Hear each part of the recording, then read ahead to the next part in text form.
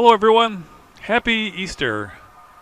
I hope your Easter Sunday has been a great one. I know mine was. Had a great Easter morning and a great time with family for Easter lunch. And now it's a relaxing Easter afternoon. I had some time to run some trains and put together a video. Welcome to the Union Pacific Railroad Evanston Subdivision, the N-scale inspired HO layout. My name is Daryl Kruse, owner and builder of the layout, and your host for episode 15 of season 2022. Again, happy Easter to everyone. This episode is covering a couple things that I did throughout the week. I had a very busy week, although it wasn't all busy on the railroad. I had one day spent with a doctor. Everything's good, thank you. And then I had another couple days where I was substitute teaching at our school where I attend church. We have a day school, preschool through 8th grade, and I was fortunate enough to substitute teach for a couple days. And that only left a few days for the layout, but I did get some things done. One is adding some color to the rocks, and as you can see, the rocks look a different color than what you saw in previous videos. Hopefully they look a better color and a more realistic color. I think it turned out a lot better. I'm going to share with you the details on how I came up with the new colors, and then also some information on extending the bench work from Wasatch to Evanston. Coming right up. Welcome everyone to my basement. As I walk down into the basement and into the layout room, I always turn left.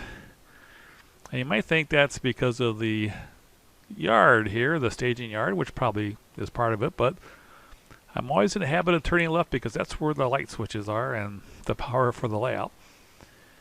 And here we have the rest of the basement and the Evanston Subdivision. One thing that I did change since last week is I kind of rearranged these signs and added the green proceed sign. I think I have them all oriented the right way. These were donated to me by a very kind Union Pacific engineer from the Geneva Sub. Here's my cover of November 2008. I was not so vain that I made that poster myself. Instead, MR used that poster during that year for their trade shows and sent it to me when the year was up. I also was nice enough to, or fortunate enough to make the cover of September 2016 for the Geneva Subdivision. Here you can see some of the changes I've made in paint color. I was able to come up with a pretty good close color. I did a lot of mixing of different paint colors. I am not an artist, and I be honest with you, I'm not very good at coming up with the right colors. I was getting kind of frustrated. I was adding burnt sienna and yellow ochre and white and gray, warm gray, all kinds of different things, and I was able to lighten up the color, which I think is good. Here you can see how it was last week. You can see it is a little bit lighter color. So I think it was an improvement. When I did all this, like I said, I was frustrated with the mixing the colors, but when I was done with all this, I kind of thought, well, I'm going to improve my grade from a C- to C+, maybe B-. And I kind of decided when I went to bed that that's all I'm going to do with that for now, as I refocus my work on bench work and continuing the main line all the way around the layout. Now here's some flooring I've been experimenting with. It's the interlocking stuff. I hate this design on there. It looked pretty cool when I saw it on the pictures, but when I got it I was like, ugh. But I am going to be doing some of that, probably using a different design, maybe a wood grain of some sort. So here we are at Wasatch. This is where we end the main line as of now, and the goal of course is to extend it. And as you can see, I do have bench work done all the way up to Evanston. So in this corner against that back wall will be the Evanston Yard and the city of Evanston. As you can see, I did paint the sheetrock and left some room for the clean out.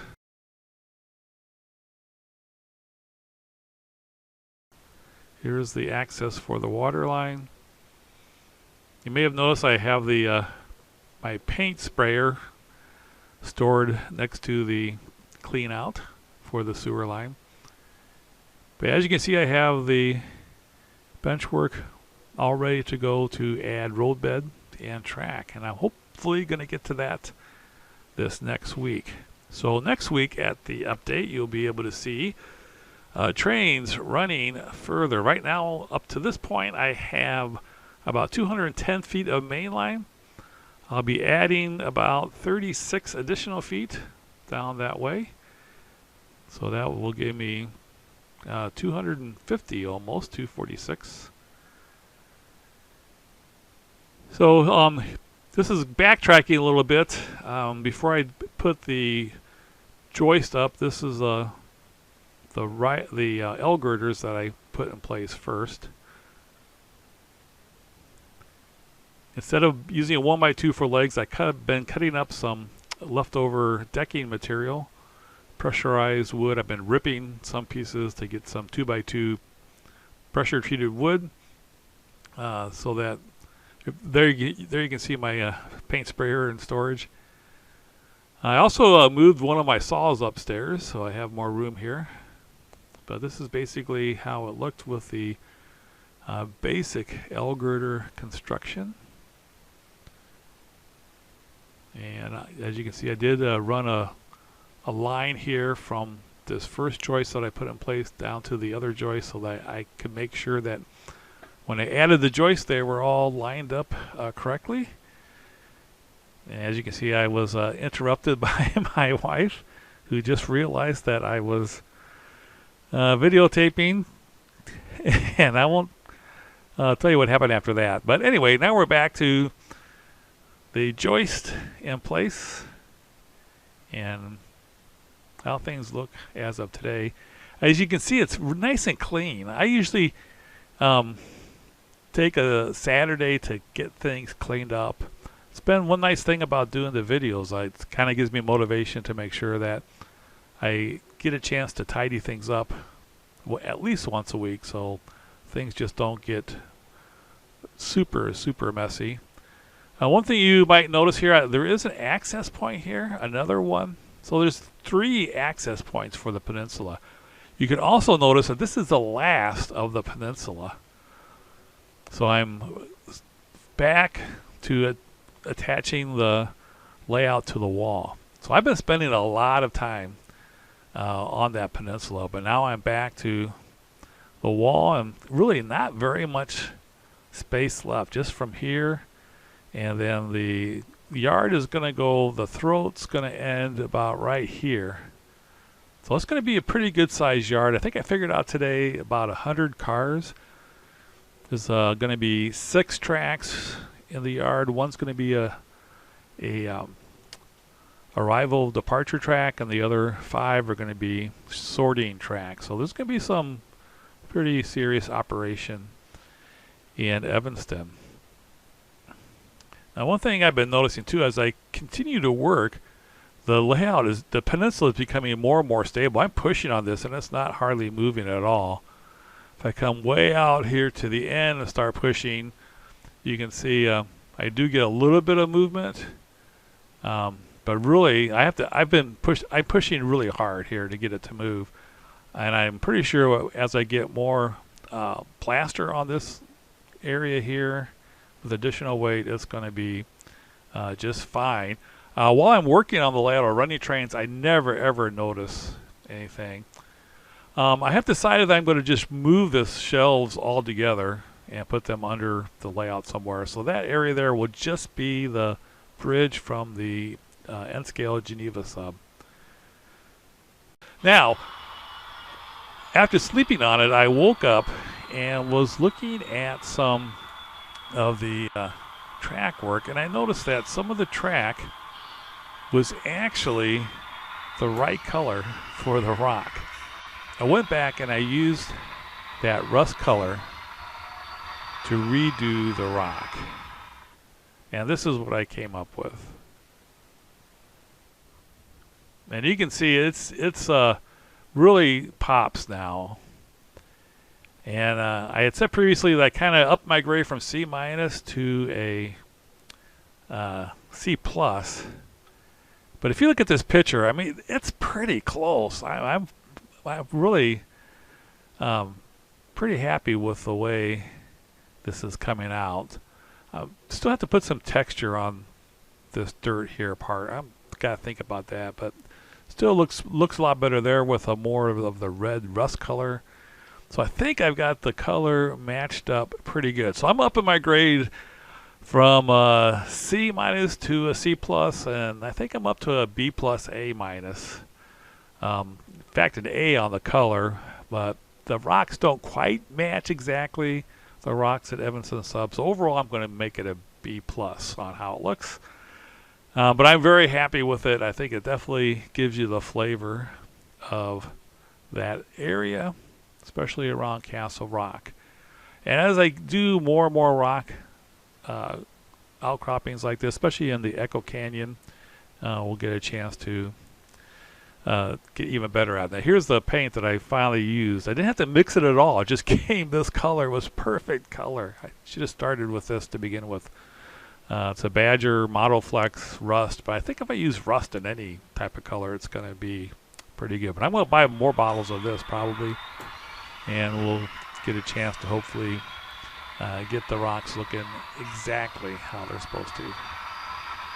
All right, we have to wrap up things with some trains running through our new scenery, and you see a train coming down the wrong main line. This is the main line that's usually used for going up the grade, but we're going to come down the grade this time.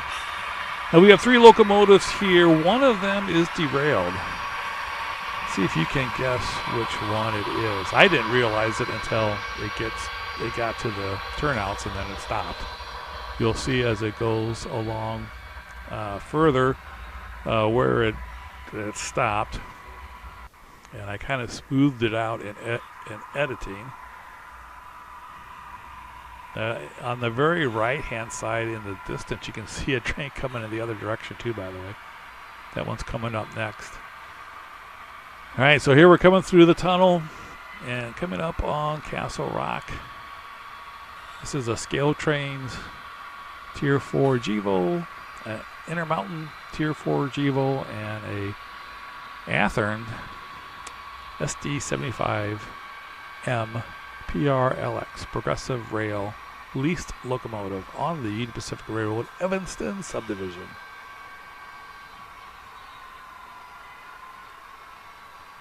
Now the middle locomotive does not have sound, but I'm working on getting some speakers and putting a sound decoder in the Intermountain unit. Now pretty soon here you'll see the cars transition. Those are Athearn tank cars.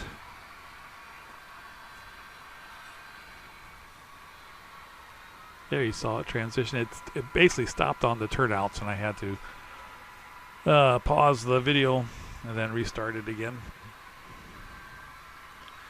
Now if you look closely on the mountain just to the right a little bit, there's a shadow, and it's caused by the beam that goes down the middle of the basement. You can see the shadow definitely on the backdrop there. So I'm going to be adding another light, I think. There you can see the beam. So I'm going to put another light on the other side of the beam, see if I can't flush that out a little bit. This train is does not have a helper. I should say does not have a DPU. Somebody called me in the comments in the comments on, I said DPU unit, and they made sure to point out that a distributed power unit, and so I basically said distributed power unit. So thank you in the comments for correcting me. I will not make that mistake again. All right, here we have a train coming in the other direction. I believe this is another Scale Trains Gevel, together with an Athearn SD70M. That Southern Pacific unit, I'm going to patch it with Union Pacific road numbers, and I'll probably change the sail from white to the reflective yellow. I'm pretty sure there are not any more SD70Ms that are patched on the Union Pacific, but I personally like patched units, so I want to make sure I have at least one on the layout.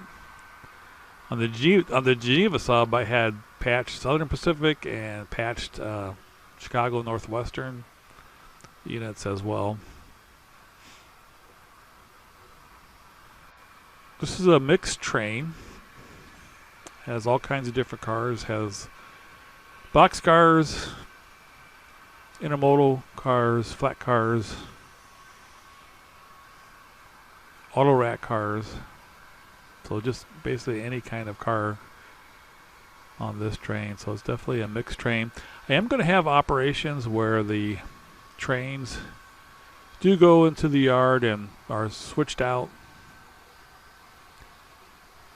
So you won't always see the same combination of cars on trains from day to day. Definitely want to have it look like you have a new set of cars, a new set of trains, a new set of cars for the train.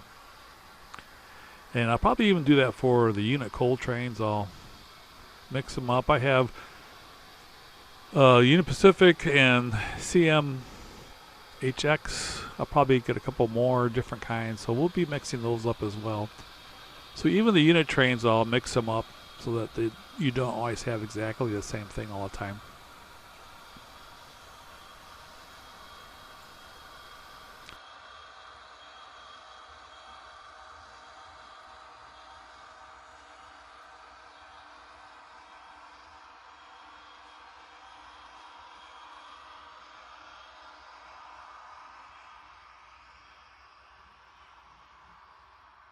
All right, one more train. This is a coal train coming down the Wasatch grade. We do have the dynamic brakes on, so you can listen for that. This is a couple of Athearn SD70 ACEs with dynamic brakes on.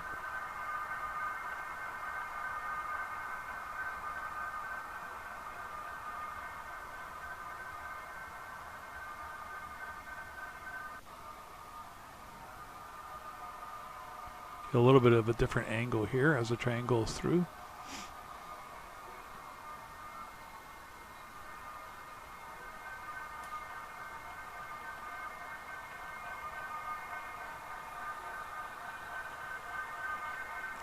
I did mix up the cars a little bit, so you'll see some CMHX here. You see a couple right there,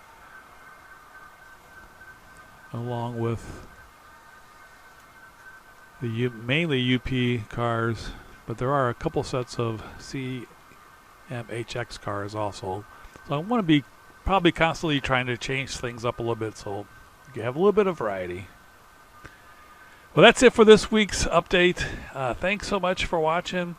Probably we'll try and do a video in the middle of the week. I'm going to try and do some more videos, some more members only videos. So if you want to see those, make sure you check out becoming a member. The link is in the description. Thanks so much for watching. Again, happy Easter, everyone. Hope you have a great rest of the holiday and a great week. Everyone, take care.